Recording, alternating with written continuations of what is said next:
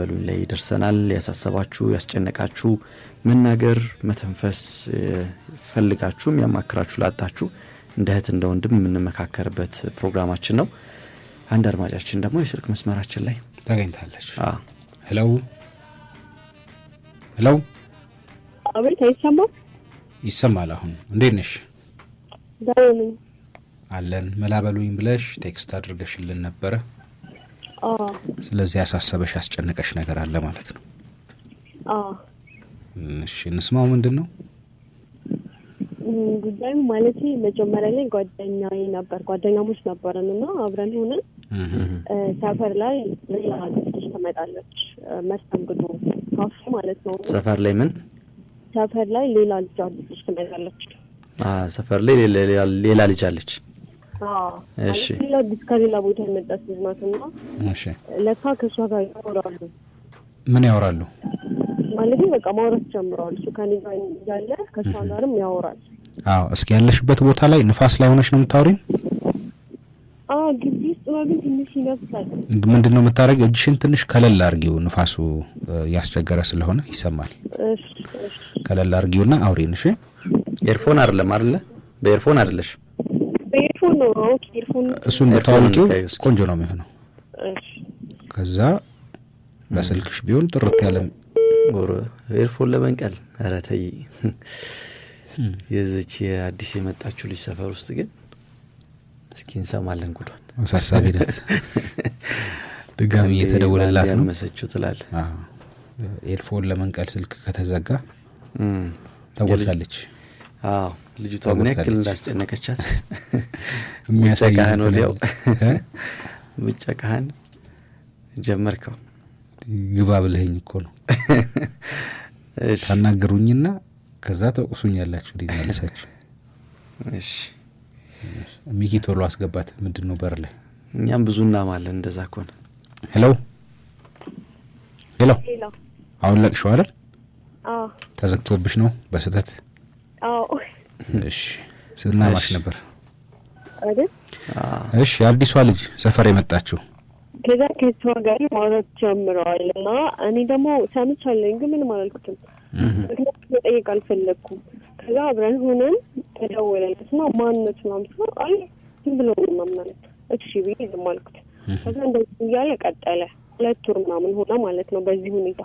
ካንቺ ጋርም ሆኖ ከሷ ጋርም እያወራ ማለት ነው። ከኔ ጋርም ነው በቃ ዝም አልኩኝ። እኔም አላልኩም ምክንያቱም በጣም ነው የምወደውና ዝም አልኩ። ከዛ የፋሲካ ቀን አሁን ያለፈው ፋሲካ ማለት ነው።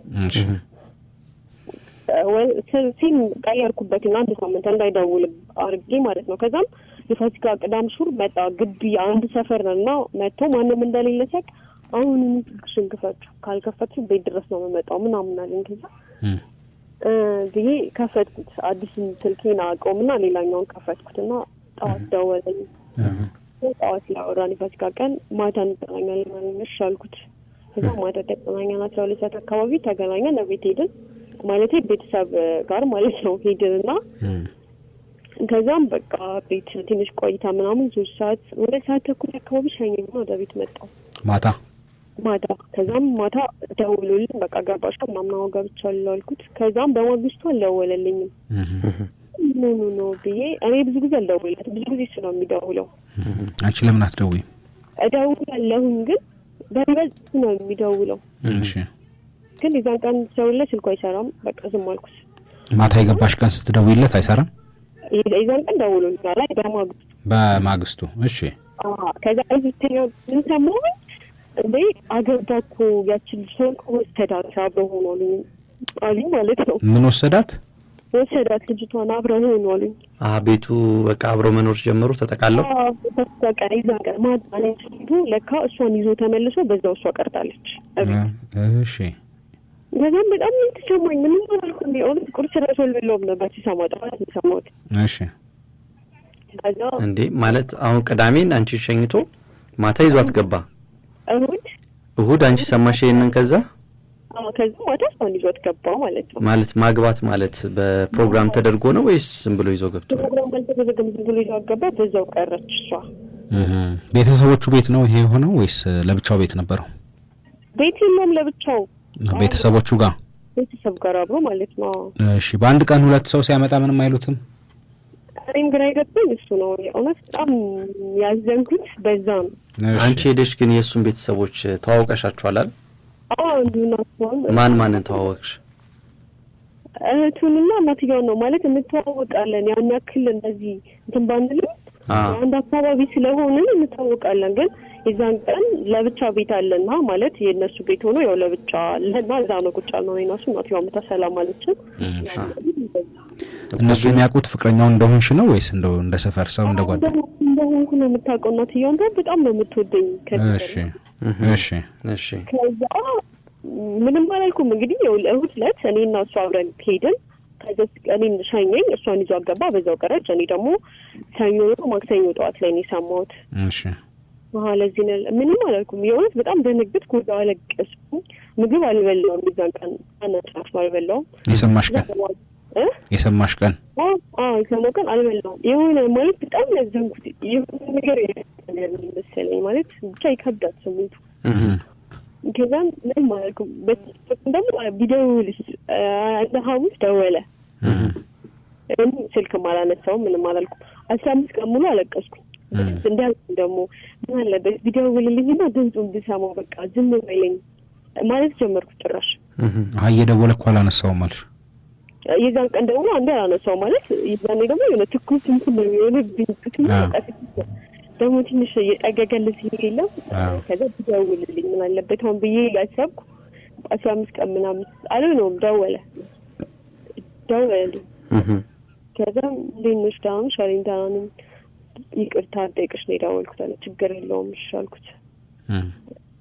ከዛም አንዴ ብቻ ላግኝሽ አለኝ። እንዴ ለምን አልኩት። የምነግርሽ ነገር አለ አለኝ። ምንም አልኩት ያልኩት። እሺ ከዛ አገኘሁት። በቃ የሆነ ሰላም አለኝ ምናምንና በጣም ይቅርታ አውቄ ያደረኩት ነገር አይደለም፣ ሳላስበው ነው ፈልጌ ያደረኩት ነገር አይደለም ብሎ ማልቀስ ጀመረ። የምር አለቀሰ ማለት ነው። ምኑን ነው ሳያስበው? በቃ ማግባቱን ነው? ሳላስበው ነው። እኔ አሁንም ካንቺ ጋር መሆን ነው የምፈልገው፣ ትንሽ ነው የምፈልጋት ማለት እንትን እንኳን አልፈልግም። ምክንያቱም እኔን ጎድታኸኝ እሷንም እንድትጎዳት አልፈልግም። ተለያይቶ ነው ማለት ነው የመጣው? አልተለያየም፣ አብረው ነው። ላግኝሽ አለኝ። ቤት አስቀምጧት ነው የመጣው አንቺ ጋር? ቤት አስቀምጧት አሁን ላግኝሽ ይላል። እንዴት ያለ ያሉት ማለት እኔ ምንድነው እየነደደኝ ነው እንደ ወንድምሽ። እሺ ቀጥይ። እንደዛ እሺ ያልኩትኝ አግኝቼው ምናምን በቃ እኔ እሷን አይደለም ፈልገው አንቺን ነው ብሎ ማልቀስ ጀመረ። ያምር እንዴት እንደሚያለቅስ እኔም ያለቅስኩኝ። እሺ በቃ ችግር የለውም እኔ አንተ ብቻ ደህና ሁን፣ ግን እሷንም ድጋሚ እንዳትጎዳት በት እኔ አብሬ አልሆንኩኝም። ስለዚህ እሷ ደግሞ ቤታ አስገብታት አብራቸው ናቸው። አሁን ጭራሽ እሷ ነው የዋሰ ትጎዳታለህ፣ ስለዚህ አልፈልግም አልኩት። አይበፍጹም አንቺን ነው ምናምን። እሺ ለማንኛውም ብዬ ከዛ ቀን አውራን ወደ ቤት ገባሁ። ከዛ በቃ በተደጋጋሚ ይደውል ነበር፣ እንደሌላ ጊዜው ኖርማል ይደውል ጀመር። ከዛም ይደውላል ነው አውራው ነው እያለ ቀጠለኝ ነገር። ሳምንት ምናምን አለፈ እንዲያወራ። እዛም ጨርሼ ላይ አይ በቃ እንዳትደውል አልፈልግም አልኩት። ትንሽ ጊዜ ብቻ ጠብቂኝ አለኝ። ለምን ስለው እሷ አሁን ትሄዳለች አለኝ። አሁን ትሄዳለች እኔ ነው አብረን የምንሆነው አለኝ። ምን ማለት ነው? እኔ የማልኩት ሰው ነኝ፣ እንደዚህ እንደሆነ አልፈልግም። እኔ ሰው እንዲለያይ አልፈልግም። አንተ ነህ ተውከኝ፣ እስከ ተውከኝ ደግሞ እኔ መልሼ አንተን አልጠብቅም። ትታኸኛል፣ ሄደሃል፣ እኔ አልተውኩም። ግን ደግሞ አሁን እኔ ከአንተ ጋር መሆን አልፈልግም በቃ ስለው አይ እኔ ደግሞ ከአንቺ ጋር መሆን እንፈልገው የእውነት ጭራሽ እጅልኝ ጀመር። እሺ እለዋለሁ። ከዛ እሺ በቃ አልኩት። እሺ አልሽው? እሺ እሺ አልኩት። ከዛ ደግሞ ምን ተሰማኝ፣ እንዴ እሷን ተውና ተሞኔን ማለት ይከብዳል። ምን እየሆንኩኝ ነው? ይሄ እኮ ሲጣራ የተፈጠረ ነው ብዬ ፈጣሪ ፈራው ደግሞ እንደዚህ ማለት ነው የእውነት። ከዛ እሺ በቃ ብዬ ዝም አልኩኝ። እዛ ያለ በቃ መጨረሻ ላይ አይ በቃ እምቢ አልኩትኝ። አትደውልልኝ ምናምን አልኩት። አትደውልልኝ ብዬው ለምን እኔ እኮ አልችልም አንቺን ካላወራሁሽ ምናምን ይለኛል። ሁሉ ነገር ደግሞ አውቀዋለሁ። በጣም እያደረገኝም በቃ እያመንኩት ያለ በቃ ክረምት ደረሰ ማለት ነው። ክረምት ደረሰ። ከዛ ከልጅቷ ጋር እንደውም አውር ማለት አወራችኝ ልጅቷ አወራችኝ። ምን አለችሽ? ምን አለችኝ? ይደውልልሻል አይደል? አዎ ይደውልልኛል። እኔ እኮ ጓደኛ እንደሆናችሁ አላውቅም ነበር። ማቅ ኖሮስ ጀመረ አብሮ ያለንም ነበር አለች። አይ በቃ እኔንም አንቺንም ያታለለን ሳይሆን አንቺ አብረን መቀጠል ትችያለሽ በዚህ ሁኔታ አለችበት። ትንሽ የምታውቂው ምናምን ብያት ከልጅቷ ጋር በቃ እንዲህ ሰላም ምናምን መባባል ጀመርን እንደውም ማለት ነው። እየተደዋወላችሁ? አይ ትደውላለች እኮ አንዳንዴ ትደውላለች ልጅቷ። ሰላም ልትልሽ? ሰላም ልትለኝ ትደውላለች። እናንተ ወዳጅነት ፈጠራችሁ? በቃ ማለት ወዳጅነትን ሳይሆን ያው ግን በዚህ ጉዳይ እንደዚህ መሆን የለብንም ማለት እኔም በወንድ ጉዳይ ከሰው ጋር መጣላት እንደዚህ ነገር ነው ያሉት ደግሞ አልፈልግም ብዬ ማለት ነው። ከዛ መጨረሻ ላይ ምን ሆነ ክረምት ላይ የሱ እናት አረፈች። እሺ ሞተች እናቱ ማለት ነው። እንዴት ሞተችው? በዳኒ ጥጥታ ነው የሞተችው። ገርሞ ማለት ነው። ከዛ ምን ተባለ ይሄ ነገር እሱ ቤት የለውም በዛ ላይ ስራም ልጅ የለውም ልጁ በሱ ምክንያት ነው የሞተችው የሚባል ነገር ተባለ ማለት ነው። እሺ ከዛ እንደዛ ሲባል ድጋሜ በሱ ጉዳይ ማውራት ጀመረ። እናቱ ስለሞተች ደግሞ ድጋሜ የሆነ አሳዘነኝ ነገርና ሲደውልልኝ አወራው ጀመር። ከዛ ከጎን እንድትሆን ፈልጋለሁ ሲለኝ እሺ ከጎን ከሆናለሁ አሁንም ከዛ በቃ በዛ ሁኔታውን ደግሞ ቀጠልን በቃ ከዛ መጨረሻ ቀጠልን ማለት እሷም አለች ከዛ ካንቺ ጋርም ቀጠላችሁ? እኔ ጋርም በቃ ማውራት ጀመርን። ይደውልልኛል አወራለሁ ከጎን እንድትሆን ይፈልጋልልኛል እሺ ይላል። ማውራት ብቻ ነው ካንቺ ጋር? አዎ ማውራት ብቻ። ከማውራት ውጪ እንዴት ነው ከጎኑ የምትሆኚው?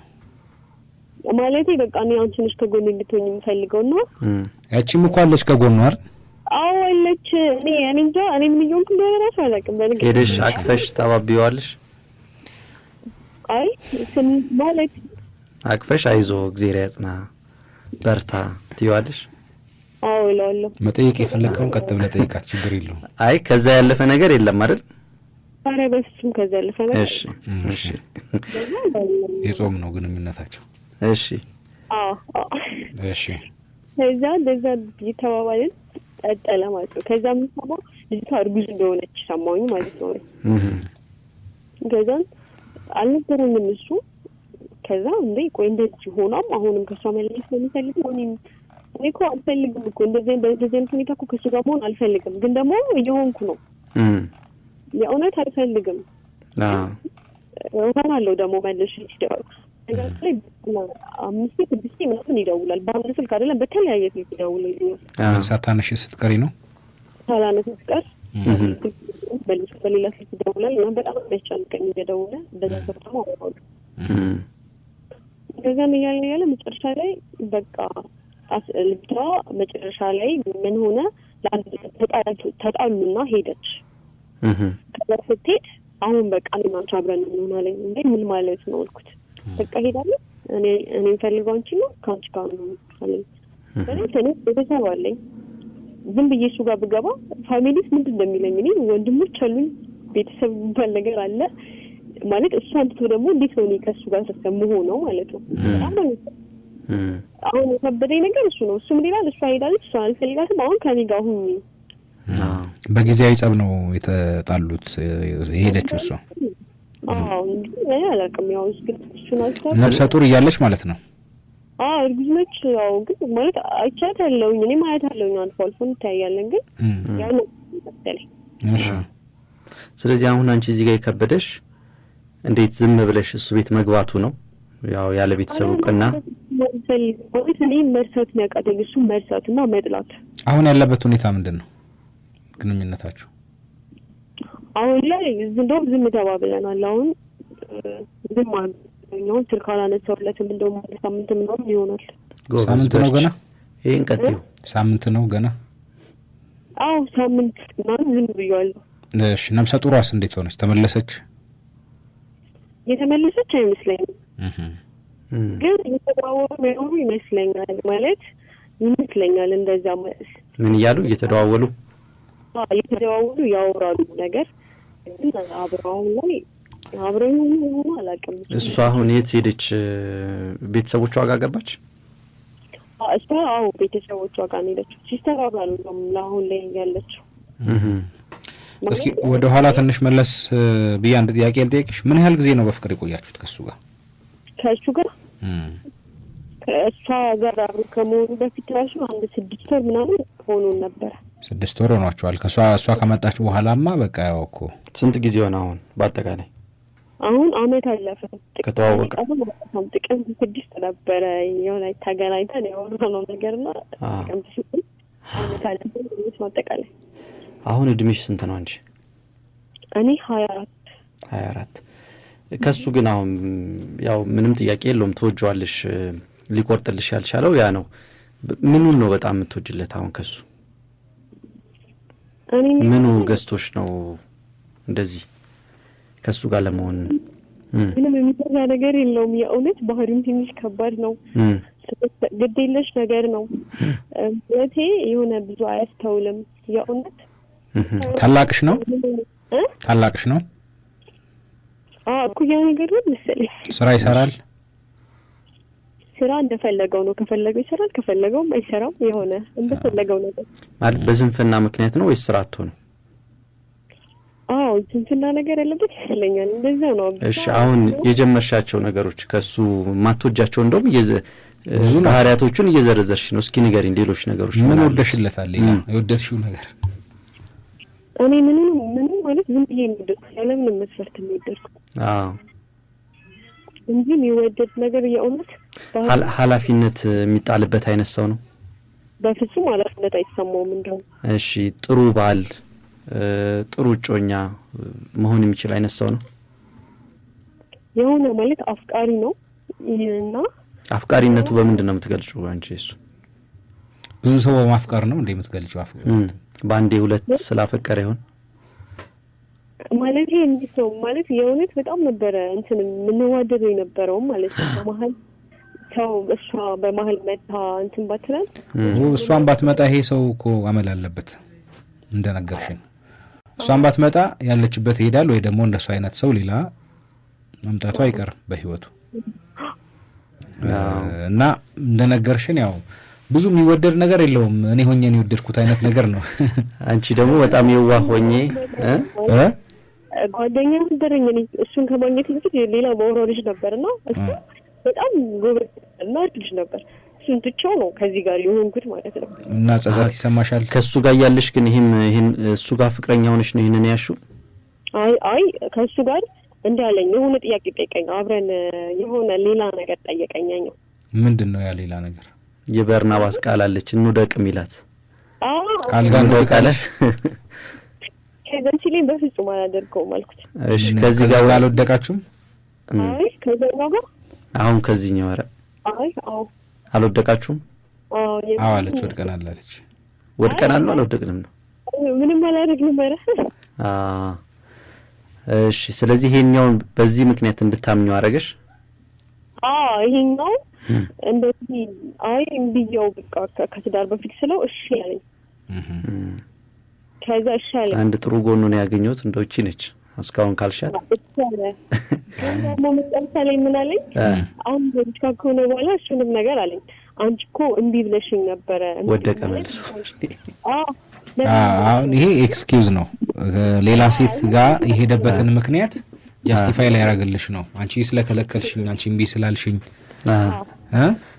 ምክንያት ያደረገ እንዴ ተስማምተንበታል ስለው ግን ምንም ነገር ማለት እንደዚህ አይነት በጣም ቀላል ፈተናዎችን ማለፍ የማይችል ሰው ትልልቅ የህይወት ፈተናዎችን መጋፈጥ የሚከብደው አይነት ሰው ነው የሚሆነው እንዳልሽው እንደነገርሽን ብዙ ኃላፊነት የሚሰማው አይነት ሰው አይደለም ወደፊት የምትተማመኝበት በትዳር ውስጥ በህይወት ውስጥ የምትሆኑ የሆነ ማታምኙ ነገር በጣም ብዙ አለ እሱ ጋር እንደነገርሽን ደግሞ አሁን ስልክ ማንሳት አቆመሻል ሲደውልልሽ ግን እንደዚህ አይነት ልምምዶች ነበሩሽ ያው ስልክ አታነሽም የተወሰነ ጊዜ የሆነ ሰዓት ይመጣል ያለቅሳል ምናምን ያሳዝንሻል ከዛ አብረሹ ትሆኛለሽ ቅድም እንደነገርሽ አይደል እንደዚህ አይነት ነገር አለ በቅርብ ሊሆን የሚችል ከነገርሽን ነገር አንፃር ስናየውና ያው እኛ ምንድነው እንደ ቤተሰብ እንደ ወንድም ነው እንደ ባለሙያ አይደለም ምን መክርሽ ታናሽ እህቴ ነሽ ብያስቤ ነው ሐሳብ መሰጠውና የሚመስለኝ ነው ያለሽበት ሁኔታ ያው ተወጇለሽ ታፈቅሪዋለሽ ተስፍሽ እንዳለው ምንም ጥርጥር የለው ነገር ግን እየወደድሽው ያለው ሰው በህይወቱ ታማኝ ለመሆን በጣም የሚከብደው ሰው ነው ነገ አስተካክላለሁ አርማለሁ ብሎ ወደሱ ብትመለሺ ተመሳሳይ ጥፋት ላለማጥፋቱ ምንም ዋስትና የለሽም የመጀመሪያው ነገር ሁለተኛ ይሄ ልጅ ከሌላ ሴት ጋር ትዳር የሚመስል ግንኙነት ጀምሮ ነፍሰ ጡር ናት የልጅ አባት ነው የሚሆነው ነፍሰ ጡር ናት።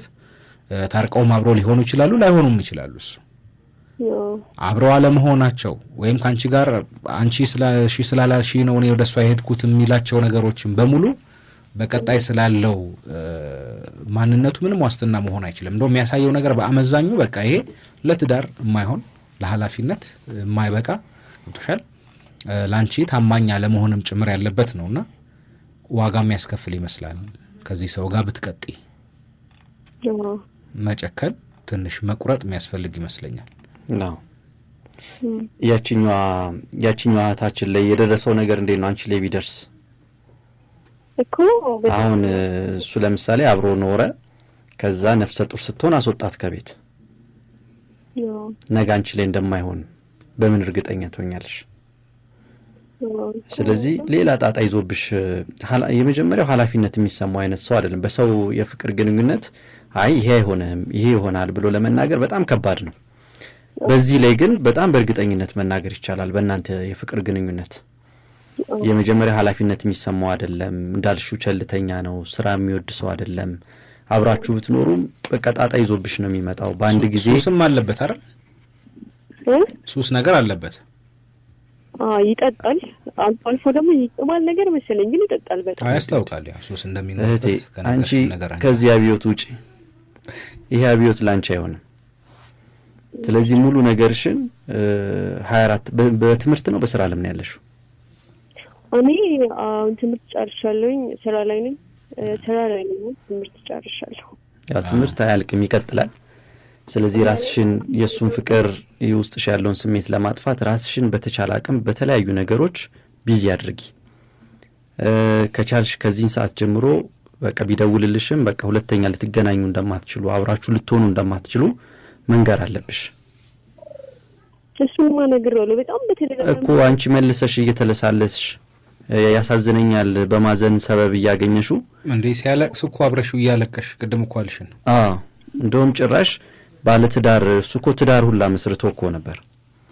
ባለትዳር ሆኖ ራሱ ሄደሽ እያገኘሹ ነው፣ እየተገናኛችሁ ነው። ይሄ በጣም ትልቅ ጥፋት ነው፣ ወንጀል ነው። በወንጀልም ጭምር ሊያስጠይቅሽ ይችላል። አንቺ ከባለትዳር ወንድ ጋር እንደዚህ አይነት ግንኙነቶች አይፈቀድም። በወንጀልም በህግም በሃይማኖትም በመንፈሳዊ ህይወትም የሚፈቀድ አይደለም። ከሞራልም አንፃር ደግሞ የሚደገፍ አይደለም እንደዚህ አይነት ነገር። በቃ ባለትዳር ሲሆን የምንወደው ሰው ካገባ እሱ የሌላ ሰው ነው፣ ግንኙነታችን እዛ ጋር ያቆማል። አንቺ ግን በቃ አሳዘነኝ በሚል ሰበብ እያገኘሹ የእሱ ጥፋት ሳያንስ አንቺንም ሌላ ጥፋት ውስጥ እየከተተሽ ነው ባለማወቅ። ስለዚህ አንቺ ነገ የተሻለ ህይወት አለ። 24 ዓመትሽ ነው፣ ገና ነሽ፣ ወጣት ነሽ። ላንቺ የሚሆን ታማኝ የሆነ የሚወድሽ የሚንከባከብሽ ጥሩ ህይወት ሊሰጥሽ የሚችል ባል ይመጣል ወደፊት። እሱ አይደለም በቃ እሱ ብቻ አይደለም የተፈጠረውና ይሄ ሰው በትክክል ላንቺ የሚሆን አይነት ሰው አይደለም። እንዳልኩሽ ነው በሰው ህይወት ገብቶ ጣልቃ ገብቶ ይሄ ትዳር ይሄ እናንተ ፍቅር አይሆንም ብሎ መናገር ከባድ ሊሆን ይችላል። ከነገርሽን አንፃር ግን በእናንተ ህይወት ግን ይሄ ሰው ላንቺ አይሆንሽም። መውጣት አለብሽ ከዚህ። እኔ እኮ እንደማይሆነኝ አውቃለሁ የእውነት ግን ደግሞ አልቆርጭም እኮ ቁረጫ። አሁን እንድትቆርጪ ምንድነው ማሰብ ያለብሽ መሰለሽ? አሁን የነገርንሽ ነገሮች አሉ አይደል? ዛሬ እጅዝችኛዋ ነፍሰ ጡሯ ላይ የተፈጸመው ነገር በእርግጠኝነት አንቺ ላይ እንደሚፈጸም እኔ እንደ ታላቅ ወንድም ሴንስ አደርጋለሁ። ነገ ስታረግዢ አብረሽው ሆነሽ እንኳን እንደው ነገሮች አልፈው ብታረግዢ ተመሳሳይ እጣ እንደሚገጥምሽ ዝም ብሎ ከ90% በላይ እርግጠኛ መሆን ይቻላል። ምክንያቱም በጣም ሆርሞናል የሆኑ ነገሮች አሉ፣ ከባባድ ነገሮች አሉ። እሱ ደግሞ ፍላጎቱ ማለቂያ ላይ ኖሮ ይችላል እና ገብቶሻል። ወደ ሌላ ቦታ ወደ ሌላ ቤት ላለመሄዱ ምንም ዋስትና የለም እንደዚህ አይነት ሰው። አንቺም ገብተሽ ተመሳሳይ ነው የሚያደርገው። ከምንም በላይ ደግሞ ካንቺም በላይ ደግሞ አሁን ልጁ እየመጣሽ ነው ወይ እየመጣ ነው፣ ወንድ ይሁን ሴት፣ ለልጁ መደረግ ያለበትን ነገር ኃላፊነቱን እየተወጣ አይደለም አይደል? አሁን ለልጁ ያልሆነ ደግሞ ለኔ ይሆናል ብለሽ ልታስቢ አትችይም። ስለዚህ አሁን መቁረጥ አቃተኝ ከበደኝ የምትዩ ሰፊ ጊዜ ያለሽ ከስራ ውጪ ብቻሽን የምትሆኝበት?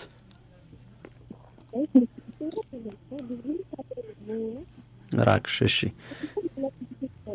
ድምጽሽ ተቆራረጠ።